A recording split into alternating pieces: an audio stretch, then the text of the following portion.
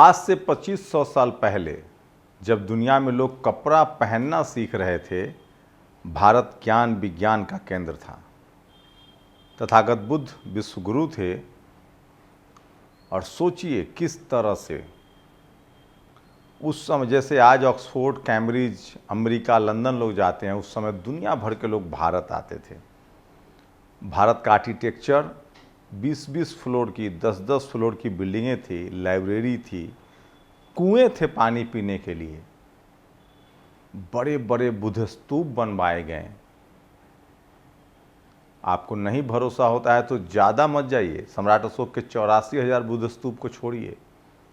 जो तथागत बुद्ध के जो 4 बड़े स्थल हैं, लुम्बिनी जहाँ उनका जन्म हुआ, सारनाथ जहाँ उन्होंने ज्ञान दिया, बोधगया जहाँ उनको ज्ञान मिला, कुशीनगर जहाँ भगवान बुद्ध का परिनिर्वाण हुआ, इन 4 जगहों पर ही जाकर आप देख लीजिए सम्राट अशोक का शौर्य और भारत कितना अखंड भारत रिच था, सोने की चिड़िया थी। मौर्य वंश भारत का स्वर्णिम काल है, वही स्वर्णिम काल है। नहीं भरोसा है तो मेरे साथ चलिए, आज सारनाथ के आपको वो सम्राट अशोक का बनाया स्तूप दिखाता हूँ। मैं सारनाथ में हूँ और यही वो जगह है जहाँ तथागत बुद्ध, भगवान बुद्ध ने पहली बार अपने 5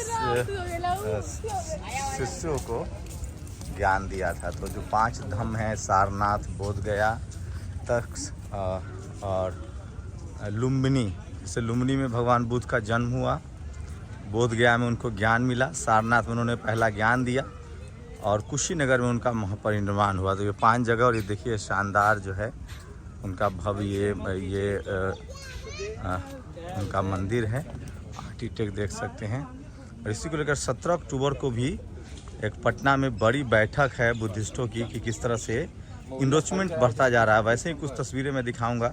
सारनाथ जहां उन्होंने धम्म दीक्षा दी, पहली दीक्षा दी, पहला ज्ञान दिया, वहां पर किस तरह से इन्रोचमेंट हो रहा है लगातार वहाँ उन जगहों पर जानबूझकर।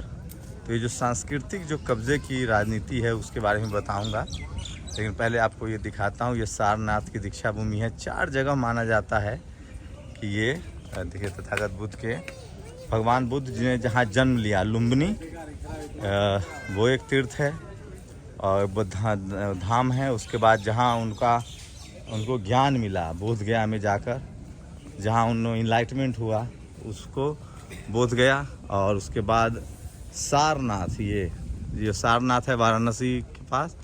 ये देखिए शानदार ये टेम्पल है और जहाँ उन्होंने ज्ञान दिया। और उसके बाद कुशीनगर जहाँ भगवान बुद्ध का परिनिर्वाण हुआ। बोधि वृक्ष परिसर में आपका स्वागत है। ये वो परिसर है और इसको दर्शाया भी गया है, देखिए वहाँ दर्शाया भी गया है। तो ये वो जगह देखिए दिखाया गया है। ये बोधि वृक्ष है, बोधगया में इसी तरह की बोधि वृक्ष है और पूरी दुनिया के पर्यटक यहाँ आते हैं। और सोचिए भारत में इसका प्रचार प्रसार नहीं हुआ उतना। तो ये तस्वीरें दिखा रहा हूँ, ये उनके शिष्य हैं, बेसिकली उनके शिष्य थे, साथी थे जिनको उन्होंने दीक्षा दी। और ये देखिए किस तरह से, तो बुद्धिज़्म सत्य, अहिंसा, मानवता का एक विचार है, धम्म है। और ख़ासकर south east Asia, Cambodia, Thailand, Vietnam वाले लोगों ने अपने अपने भाषा में ये पट लिखाए हुए हैं। तो उन लोगों ने ज़्यादा ध्यान दिया है विकास, इन स्थलों के विकास पर भारत सरकार के अलावा। लेकिन धीरे धीरे अब भारत सरकार भी ध्यान दे रही है। ये तमाम तस्वीरें दिखा रहा हूँ आपको। और लोग धीरे धीरे, जैसे जैसे अब सोशल मीडिया आया है, जागरूकता फैली है, तो पूरी दुनिया में अब जब आप कहीं जाएंगे तो कहा जाता है कि हम धम्म दे, भारत की पहचान बुद्ध से है, तथागत बुद्ध से है। तो ये देखिए तस्वीरें देखिए, भारत की पहचान जो है वो बुद्ध से है। पूरी दुनिया को भारत के बारे में बुद्ध के नाम से लोग जानते हैं। आप पूछेंगे कहाँ से आए हैं, तो बुद्ध की धरती से आए हैं। लेकिन भारत में ही पूरे सांस्कृतिक कल्चरल हेजेमनी स्थापित करने के लिए उनको भुला दिया गया। लेकिन दुनिया के किसी देश में प्रधानमंत्री, राष्ट्रपति या कोई भी आप जब जाते हैं तो भारत की पहचान बुद्ध से है। आपका वो भव्य मंदिर दिखा रहा हूँ। जब भी आप बनारस आइए तो सारनाथ ज़रूर आइए और देखिए। जो एक शानदार आर्किटेक्ट था, जो बौद्ध स्थापत्य कला का प्रतीक है, चाहे महाबोधि मंदिर हो या सारनाथ हो या ये हो, तो ये शानदार है ये। और ये पूरी जगह, ये पूरा आर्किटेक्ट जो देख रहे हैं बौद्ध स्थापत्य कला का प्रतीक है। और वो देखिए वो स्तूप है, सारनाथ स्तूप है। तो राजेंद्र प्रसाद सिंह कहते हैं कि भारत में जहाँ खुदाई कीजिएगा आपको बुद्धिज़्म मिलेगा, धम्म मिलेगा। तो ये तस्वीरें आपको दिखा रहा हूँ। और साफ सफाई और यहाँ कोई किसी तरह का बहुत लूट खसोट नहीं है और शांति भी है और शानदार आर्किटेक्ट है ये। साफ सफाई का भी अच्छा इंतज़ाम है। तो भारत की पहचान जिस धम्म से है, जिस विचार से है, जिस बुद्ध से है, वही विश्वगुरु थे। राजेंद्र प्रसाद सिंह कहते हैं कि भारत विश्वगुरु तब था जब बुद्ध थे और बुद्ध को ही विश्वगुरु कहा जाता है। तो ये तस्वीरें दिखा रहा हूँ, आगे उसके बाद वो स्तूप भी दिखाऊंगा। स्तूप का बहुत प्रचलन था बुद्धिज़्म में।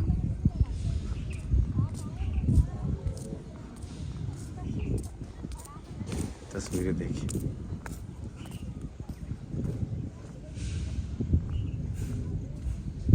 तो धीरे धीरे ही सही लोग अपने विरासत को जानने लगे हैं और यहाँ आते हैं। अब हम आपको मंदिर के उस मेन परिसर में ले जा रहे हैं। एक अजीब तरह की शांति आप महसूस करेंगे। बुद्ध का मार्ग जो है वो ज्ञान का मार्ग है।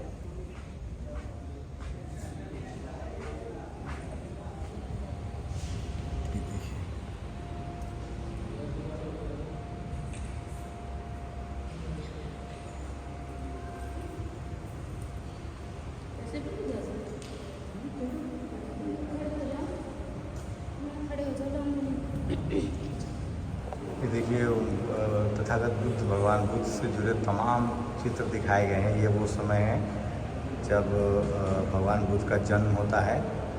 लुम्बिनी में उनकी माँ महामाया तो बाद में नाम दिया गया, वो सब कहानी बताऊंगा। यशोधरा बाद में नाम दिया गया है। और राजेंद्र प्रसाद सिंह ने विस्तार से लिखा है। ये उनके बचपन की तस्वीरें उकेरी गई है। ये उंगली माल वाली जो कहानी है वो उकेरी गई है। ये कुशीनगर में उनके परिनिर्वाण की तस्वीरें उकेरी गई है। तो कहते हैं कि दुनिया में 2-3 महापुरुष ऐसे जिनके परिनिर्वाण के बाद उनके शवों के लिए जो है वो लोगों ने बहुत क्लेम किया बुद्ध के।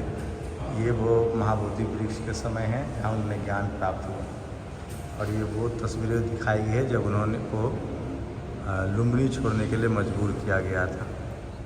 सारनाथ सब आइए तो अपनी विरासत को देखना ना भूलिए। देखिए जैसे वैशाली है, जैसे तक्षशिला है, नालंदा है, विक्रमशिला है, वैसे ये सारनाथ है। किस तरह से जो हमारे पुरखे थे नदी, नाला, तालाब और छतों के घर का आविष्कार हो चुका था। देखिए सबसे बड़ा स्तूप है जो आपको दिख रहा है। तो ईंट के आविष्कार हो चुके थे, नदी, नाला, तालाब का आविष्कार हो चुका था और एक बड़ी ऐतिहासिक चोरी हुई और बाद में कहा गया कि हम झोपड़ियों में आ गए। तो पुरातत्व के हिसाब से भी और ख़ासकर जो वास्तुकला है उसके हिसाब से भी काफ़ी रिच था बुद्धमय भारत, सम्राट अशोक का भारत। और 12वीं-14वीं शताब्दी तक भारत बुद्धमय भारत था। उसके बाद मुग़लों के दौर में पूरा कल्चरल हेजमनी चेंज हुआ और बड़ी बड़ी मस्जिदें बनी, मंदिरें बनी और बुद्धमय सभ्यताएँ ख़त्म होने लगी। फिर जब अंग्रेज आए तब उन्होंने इन सारी चीज़ों को खोजा जो धरती के नीचे से मिल रहे थे। तो एक बड़ा कल्चरल चेंज है, सोशल, पॉलिटिकल और इकोनॉमिकल चेंज आया। और जो बुद्धमय भारत था, सम्राट अशोक का भारत था, घनानंद का भारत था, मौर्य वंश का भारत था, उसकी समाप्ति हुई। लेकिन जो विरासत वो छोड़ के गए हैं, अशोक स्तंभ जाने का ये मार्ग है। तो वो जो विरासत छोड़ के गए हैं, जो आपकी विरासत है उस पर बड़ गर्व कीजिए। और इसलिए बाबा साहब ने कहा है कि जो समाज अपना इतिहास नहीं जानता वो इतिहास नहीं बनाता है। तो जो सम्राट अशोक का इतिहास था, जो मौर्य का इतिहास था, जो घनानंद का इतिहास था, वो काफ़ी रिच है। चाहे वो एजुकेशन में हो, चाहे ज्ञान में हो, या वास्तुकला में हो, इकॉनमी में हो, या फिर रहन सहन का मामला हो। तो भारत के जो मूल निवासी हैं, जो इंडिजीनियस लोग हैं, उनको गर्व करना चाहिए। और सारनाथ या लुम्बिनी, बोधगया और कुशीनगर, इन सब जगहों पर आना चाहिए। देखिए ये मौर्य सम्राट अशोक 272 से 322 ईसा पूर्व द्वारा लगवाए गए हैं, इतना मीटर ऊंचे। तो सम्राट अशोक ने 84,000 स्तूप बनवाए थे। तथागत बुद्ध जहाँ जहाँ रहें, मगध साम्राज्य और उसी समय कांधार से लेकर गांधार तक वो सब सम्राट अशोक का शासनकाल था। उसी को अखंड भारत कहते हैं। महान सम्राट अशोक, दुनिया में शायद ही कोई ऐसा शासक हुआ। और बाबा साहब ने संविधान भी सम्राट अशोक के पद चिन्हों से अपनाया है। और सम्राट अशोक ऐसे शासक थे जिन्होंने उस देश में भी दवाइयाँ भिजवाई जहाँ पर जिन्होंने सिकंदर भारत पर हमला करना चाहता था, लेकिन उसकी तीसरी पीढ़ी को सम्राट अशोक ने दवाइयाँ भिजवाई हैं। सम्राट अशोक ऐसे शासक थे जिन्होंने अपने बेटा और बेटी को धम्म दीक्षा में लगा दिया। और संघमित्रा और महेंद्र दोनों ने दुनिया में जाकर धम्म को फैलाया और आज पूरा साउथ ईस्ट एशिया। तो देखिए कितना रिच वो ही विरासत थी आपकी, कितनी अमीर विरासत थी। और कितना वास्तुकला हो, आर्किटेक्ट हो, कितना रिच था। नदी, नाला, घर, 7-7, 8-8 मंजिले, 9-9 मंजिले, 11-11 मंजिले की यूनिवर्सिटियाँ बनी हुई थी। चाहे वो नालंदा हो, तक्षशिला हो, हड़प्पा, मोहनजोदड़ो की सभ्यताएं हो। और ये देखिए ये स्तूप हैं जो सम्राट अशोक ने बनवाए हैं। तो बौद्ध धर्म की सारी जड़ें जो हैं वो धरती के नीचे निकलती हैं। तो खैर ठीक है, एक कल्चरल चेंज आता है और एक सोशल, कल्चरल, इकोनॉमिकल चेंज आया। और ख़ासकर मुग़लों के दौर में ये बात फैक्ट है अब कि मुग़लों के दौर में बुद्धिज़्म का बहुत नुकसान हुआ और वो अपने मस्जिद और अपनी इमारतें बनवाने में व्यस्त रहें। और उसके बाद जो लोग मनुस्मृति लागू कर दी गई और मनुस्मृति की वजह से जो इस देश के मूल निवासी थे, इंडिजीनियस थे, उनको पढ़ाई लिखाई, व्यापार, बिजनेस से दूर कर दिया गया और उनके कल्चरल हेजमनी को छीन लिया गया। लेकिन फिर बाबा साहब ने इतिहास को पढ़ा और संवैधानिक अधिकार दिया और धीरे धीरे ही सही वोट के अधिकार की वजह से फिर से इस देश के जो मूल निवासी हैं, जिनको शूद्र और अछूत कहा गया था, वो अब सत्ता में वापसी कर रहे हैं और वो अपने इतिहास को बता रहे हैं। तो ये तस्वीरें दिखा रहा हूँ, ये सोचिए गौरवमयी कि आज जो ऑक्सफोर्ड, कैम्ब्रिज देख रहे हैं, सब 17वीं, 16वीं, 15वीं शताब्दी का है। जब मुग़लों का राज था भारत पर, तब इन दौर में यूरोप ने विकास किया और भारत का ह्रास हुआ। तो मंदिर और मस्जिद दोनों उसी दौर में सबसे ज़्यादा बने। और बुद्धमय जो संस्कृति है, विरासत है, उसका बहुत ज़्यादा विकास नहीं हो पाया। उसके बाद अंग्रेज़ों के आने के बाद लॉर्ड कर्निंघम को खासकर क्रेज दिया जाएगा। और अंग्रेज़ों के आने के बाद बहुत काम हुआ और फिर से बौद्धमय विरासत को खनन के द्वारा ऊपर लाया गया है। तो इस लिहाज से, अगर सांस्कृतिक लिहाज से देखेंगे, तो अंग्रेज़ के दौर में फिर से बुद्धमय भारत की वापसी हुई और दुनिया को पता चला कि भारत के जो मूल निवासी थे, भारत जो है वो बुद्धमय भारत है। अब धीरे धीरे बहुजन समाज के लोग जागरूक हो रहे हैं और बुद्धमय भारत की पहचान को और मजबूत कर रहे हैं। और सोशल मीडिया ने उस पर और काम किया है। और सोशल मीडिया की वजह से, जो कि टीवी, अखबार में SC, ST, OBC जो इंडिजीनियस, जो मूल निवासी लोग हैं, वो हैं नहीं, तो वो अपनी बात लोगों तक कैसे पहुंचाएंगे। लेकिन सोशल मीडिया आने के बाद इस तरह के तमाम ऐतिहासिक तथ्यों को दुनिया में पहुंचाया जा रहा है। और ख़ासकर राजेंद्र प्रसाद सिंह का जो काम है हाल के दिनों में, जिस तरह से उन्होंने फेसबुक, ट्विटर पर लिखा है और खोए हुए बुद्ध की खोज, सम्राट अशोक के बारे में, बुद्धमय भारत के बारे में, वो बड़ा ऐतिहासिक काम करा। तो ये देखिए, आप गर्व कीजिए, ये था आपकी विरासत। चाहे आर्कियोलॉजिकल सर्वे हो, वास्तुकला हो, आर्किटेक्ट हो, इन सब मामलों में भारत जो है, सम्राट अशोक का दौर, मौर्य वंश का जो दौर है, सम्राट अशोक का जो दौर है, वो काफ़ी रिच है। तो शानदार है। इसकी परिधि देखिए, डायमीटर देखिए कितना ज़्यादा है। और कितना ज़्यादा उस समय 2500 साल पहले कितना ज़्यादा विकास हो चुका था। सम्राट अशोक ने 84,000 स्तूप लगवाए और पाकिस्तान जो है, कांधार, अफ़गानिस्तान, ये सब अखंड भारत का निशानियाँ थी। तो ये था फिर आपका, ये शानदार है। तो सोचिए सम्राट अशोक के समय इतनी बड़ी बड़ी परिधि, सोचिए आज जो कुतुब मीनार है उससे भी चौड़ी परिधि है, इसकी व्यास है, इसका डायमीटर है।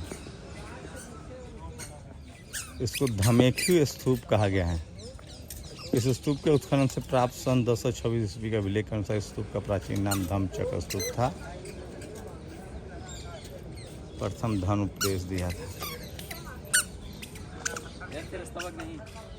तो अद्भुत है ये है वो विरासत जहाँ भगवान बुद्ध ने ज्ञान दिया था, पहला ज्ञान। तो 4 तीर्थ स्थल जरूर जाइए। लुम्बिनी जहाँ भगवान का जन्म हुआ, बोधगया जहाँ ज्ञान मिला, सारनाथ जहाँ से उन्होंने ज्ञान देना शुरू किया, और उसके बाद कुशीनगर जहाँ उन्होंने धम्म निर्वाण प्राप्त किया। और कितना रिच था भारत का, मध्यकालीन भारत। इसलिए भारत की पहचान बुद्ध से है, बुद्धमय भारत से, और तभी भारत विश्वगुरु था। और 12वीं 14वीं शताब्दी के बाद सांस्कृतिक कब्जा हुआ।